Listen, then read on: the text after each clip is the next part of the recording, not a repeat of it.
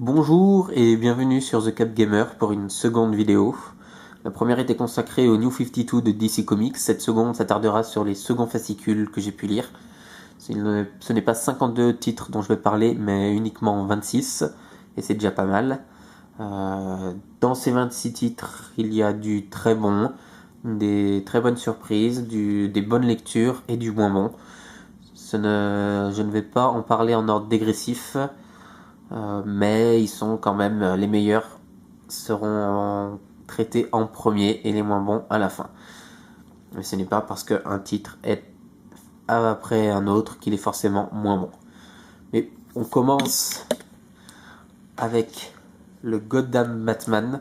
Là, c'est mon côté fanboy du personnage qui parle également. Scott Snyder livre ici un second numéro des plus intéressants. Il montre qu'il maîtrise le personnage, qu'il maîtrise l'univers.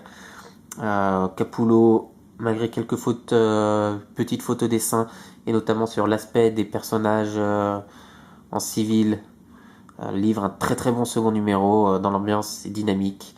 Peu de choses à redire. Du même scénariste, Swamp Thing. Le premier, j'avais eu du mal à m'y mettre dedans, et finalement, j'avais vraiment adoré. Ce second, c'est du pur bonheur. Voilà, c'est pour moi une des grosses surprises. Un titre vraiment à ne pas manquer. Avec Animal Man, ces deux sont à prendre ensemble. Même type d'ambiance. Animal Man, quand on lit, on a juste envie de relire le run de Grant Morrison, mais c'est quand même à part. C'est mon gros coup de cœur. Et je sais que c'est un des titres préférés pour beaucoup. Ensuite, Batwoman J.H. Williams 3 donne encore une fois une leçon de graphisme et de storytelling. Il brise encore toutes les conventions, on sait à quoi s'attendre avec lui. Et ça fonctionne à chaque fois. Il y a rien à dire, ça fonctionne, c'est beau, le personnage est attachant, on le lit, on reprend LG parce que on en demande plus. Action Comics, donc le gros titre de DC, c'est encore une fois réussi. Grant Morrison nous livre vraiment sa vision de Superman dans la continuité. Les dessins que j'avais un peu critiqués lors du premier, que je trouvais très inégaux, j'ai moins senti cela dans ce second numéro. On sait que Rax Morales ne sera pas là très longtemps et qu'il est assisté, mais j'ai pas autant de critiques au niveau du dessin que pour le premier. Justice League, donc le blockbusters des New 52 qui avait ouvert le bal. Ce second est toujours aussi bon, avec un Jim Lee qui monte en puissance, qui trouve petit à petit un rythme de croisière. Les personnages sont introduits de manière plutôt intéressante. Pareil que le premier, les personnalités sont un peu exagérées, mais voilà, c'est le titre parfait pour commencer. Même les anciens lecteurs y trouvent leur compte. Vraiment le blockbuster, et ça marche. All Star Western, autre gros coup de cœur de personnages que je connaissais pas. John X m'était totalement inconnu et j'adore. On plonge dans un Gotham en 1880 flippant, crade, et c'est vraiment graphiquement intéressant, qui colle à l'histoire, qui est loin d'être dénué d'intérêt. Et autre gros coup de cœur, un titre à ne pas rater. Wonder Woman, alors Brian Azzarello nous plonge vraiment en pleine mythologie. C'est dur à s'accrocher, mais c'en est vraiment bon. Cliff Chiang, on a appris aujourd'hui ou hier qu'il ne restera pas sur le titre. C'est une petite déception parce que je trouvais que son dessin ici collait vraiment bien à l'ambiance. Donc on va voir ce que ça va donner par la suite. Supergirl, pour moi, un des plus beaux titres de ces New 52. Toujours, Mahmoud Asrar livre des planches de toute beauté. Une Supergirl magnifique. mais le scénario n'est pas en reste, l'écriture est vraiment bien faite. On n'a pas un combat entre les deux cousins qui s'éternise. C'est écrit très intelligemment pour un personnage qui me rebutait au départ, mais qui est finalement un très bon titre. Resurrection Man, alors je continue toujours ma découverte, vu que je ne connaissais pas avant. Et c'est toujours intéressant. J'avais un peu peur avec les body doubles qui arrivent, mais finalement c'est plutôt bien emmené. C'est le parcours de Mitch et l'histoire de Mitch. On en apprend un peu plus que lui. Avec sa titre, on est mis dans la même position que lui, vu qu'il est amnésique. Et c'est toujours très intéressant. Demon Knight, j'avais peur quand même que le premier, qui a été un énorme coup de cœur, de par la fantasy, ce que je n'apprécie pas forcément énormément dans les comics, et j'avais peur que ça soit un peu un soufflé et que le second me déçoive, et finalement non, c'est toujours aussi bon. Batman Detective Comics, moi j'aime bien, je sais qu'il divise énormément, mais moi je le trouve intéressant. Bon, c'est pas du niveau de Batman, ça c'est sûr, mais ça reste une très bonne lecture. Ensuite, Nightwing, pareil, lecture très intéressante. On en apprend un petit peu plus sur Nightwing, sur son agresseur, sur le passé de Nightwing. Et dans sa globalité, le Batverse s'en sort plutôt pas mal. Batwing, pareil, toujours aussi intéressant. Le dessin me choque toujours sur quelques planches.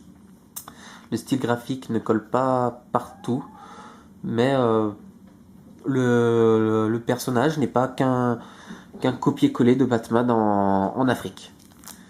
Red Hood and the Outlaws, si on met à part les quelques pages du premier qui ont fait scandale, c'est très très intéressant. Les dessins de Kenneth Rocafort sont vraiment sublimes. Et là, on a vraiment une profondeur dans le récit qui se dessine. Il faut pas passer à côté pour cause de polémique. Birds of Prey, ce n'est pas que des femmes qui se battent. C'est plus que ça. Il y a vraiment une équipe qui se dessine. Une bonne surprise. Deathstroke, là c'est la testostérone. C'est la testostérone après Birds of Prey. C'est de la baston. On apprend très peu, mais voilà, la couverture dit tout. Ça déglingue du gros robot. Deathstroke casse tout sur son passage et ça se lit bien. C'est bien. Moi, je rigole bien en lisant ça. Green Lantern, c'est dans la continuité du premier également. Rien de transcendant, mais pas mauvais. Voilà. Peut-être manque un peu de caractère et de couilles. Vaudou, le premier, c'était un striptease pendant tout un singles. Là, non, ce n'est pas que ça. Mais certaines ficelles et certaines facilités sont prises dans le scénario, et c'est un peu dommage. Lui est en sursis. Le troisième sera sûrement décisif. Justice League Dark. Alors là, j'ai du mal à accrocher. Je sais que beaucoup adorent, mais moi j'ai du mal à accrocher. Le premier m'avait un peu largué quand certains personnages qui apparaissaient comme ça et qui étaient un peu déposés là sans qu'on sache pourquoi. Là j'étais beaucoup moins largué, mais je sais pas, j'ai manqué d'attache. Mais lui, je vais quand même lui donner sa chance. Batgirl. Alors là, très mitigé. Dans un sens, Batgirl est toujours intéressante, mais le côté Barbara Gordon, est ennuyeux. Et c'est bien dommage, on nous sert une love story qui pour le moment est juste ennuyeuse, et un méchant dont on apprend peut-être beaucoup trop rapidement. Savage Hawkman, on reste en pleine série Z. J'ai du mal avec les vilains. C'est toi la menace, mais non en fait. Et c'est un peu déçu par rapport à ce que m'avait laissé entrevoir le premier. Green Lantern New Guardians, on prend le 1 et on recommence. Là, tous les différents corps attaquent le Green Lantern pour savoir pourquoi les bagues lui reviennent. Mais c'est voilà, chaque lanterne fait son show, un retour sur Oa et on prend les mêmes et on recommence et on se retrouve dans la même situation que la fin du 1. Teen Titans, le seul survivant de la LinkedIn et ça va être dur de le rester.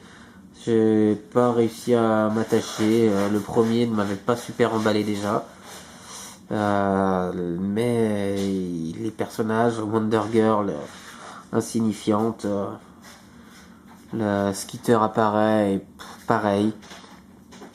Donc je sais pas, je sais que c'est un titre qui n'a pas encore atteint son rythme de croisière, qui sera bien plus intéressant au bout de quelques numéros, une fois que tout sera mis en place. Mais moyen. Aquaman, énorme déception. Le premier m'avait vraiment emballé par la manière dont le personnage était introduit. Et là, j'ai l'impression qu'il n'y a rien de nouveau. C'est sûr, c'est toujours très joli, mais ça manque de profondeur. Et on termine par le gros fail de mes achats. Red Lanterns, où il ne se passe rien. Des choses entrevues dans le premier ne sont même pas effleurées ici. Et c'est bien dommage. C'est un gros flop pour moi, ce numéro 2. Et voilà pour cette seconde vidéo, ça sera tout. Je vous donne rendez-vous très bientôt sur thecapgamer.com, sur comicsblog.fr et à très bientôt pour de nouvelles vidéos et bientôt des surprises. Au revoir.